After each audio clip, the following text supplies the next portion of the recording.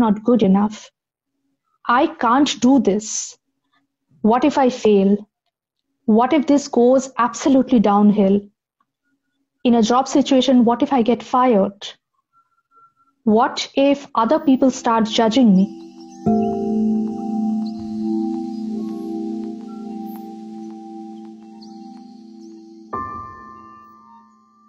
This is what we call a 4-2-6 method of breathing.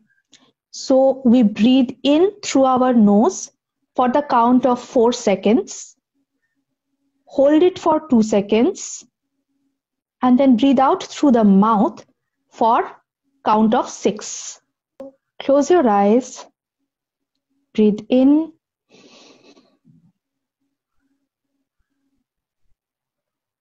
hold, breathe out.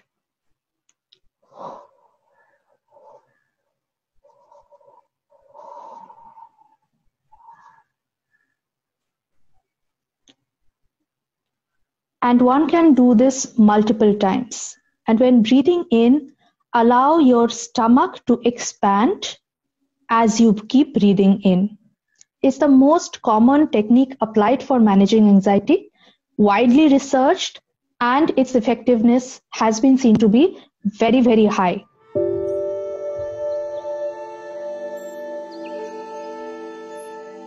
We do take 3 deep breaths, and then, keeping our eyes closed, we will focus on each muscle group.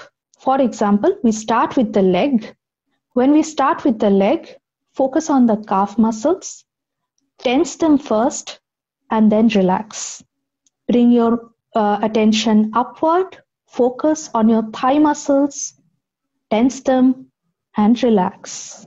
Focus on your abdomen, tense the abdomen muscles, and relax. Focus on the muscles of your arms. Tense them, and a very easy way to tense your arm muscles is to just extend your arm out, make a fist, tighten the fist. As you tighten the fist, your entire arm will get tensed, and then relax. Bring your attention upward, tense the muscles of your shoulders and neck, and relax.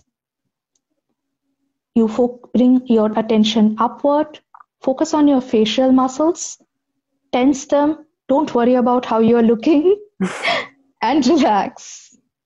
Your muscles will get tensed when you are anxious and stressed. So therefore, if we can relax our muscles, it can have a similar effect on our emotions.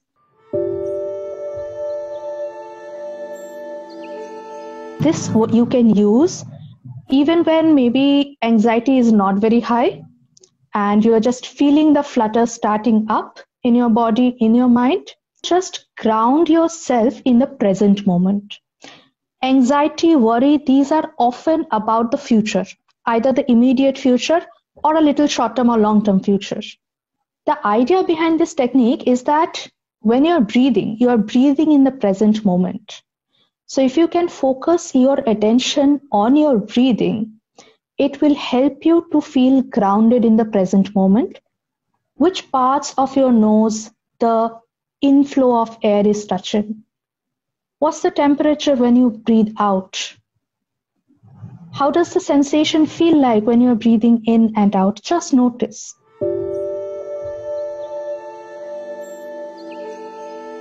I am not good enough. I can't do this. What if I fail? What if this goes absolutely downhill? In a job situation, what if I get fired? What if other people start judging me? These are all automatic negative thoughts. More often than not, you will feel anxious when the situation presents with a demand where you feel inadequate, where you feel you don't know enough or you don't have enough skills to deal with the demands of that situation. The other kind of trigger can be a situation which is very, very uncertain and it threatens your well-being, it threatens your survival. There can be other possible triggers also, which may be rooted in the kind of messages you have received as a child during your growing up years. If you have been told that you are not very good at something, or that other people are better than you, that you will not succeed. Identify your triggers. Once you identify them, start noticing the automatic negative thoughts that start spiraling when the trigger comes up. When you are going through the period of anxiety, you may not be able to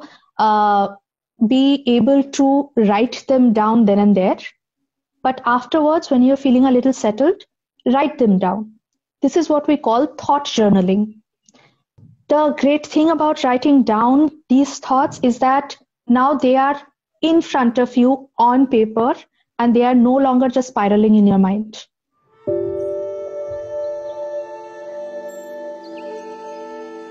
So if your automatic negative thought is, I am not good enough, challenge it.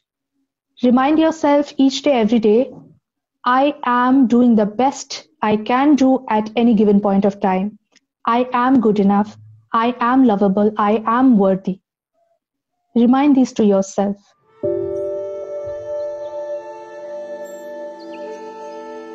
How do you stop a thought? Good question. You have identified your triggers. You now know which are the automatic negative thoughts that come up for you. You have challenged them. Start now, every time those automatic negative thoughts come up, start stopping them.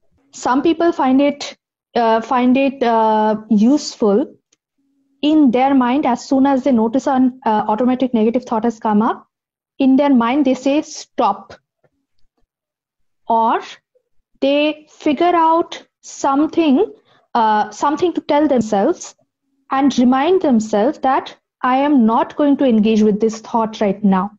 Some people say that, well, when I notice that thought come up, I schedule a time just for worrying about it. So some people use this technique, which is called worry time scheduling. And how it helps is, then it gives your mind a space when mind gets the assurance that, yes, there is a particular time period when just these things will be my focus. Our anxieties, especially anxieties, never occur in a vacuum. They always occur within a larger social reality, larger political reality. This situation, the lockdown, brought us face to face with our mortality, with the fear of loss of our loved ones, fear of loss of livelihood. I mean, it changed our life plans. It's okay for us to feel certain distressful emotions.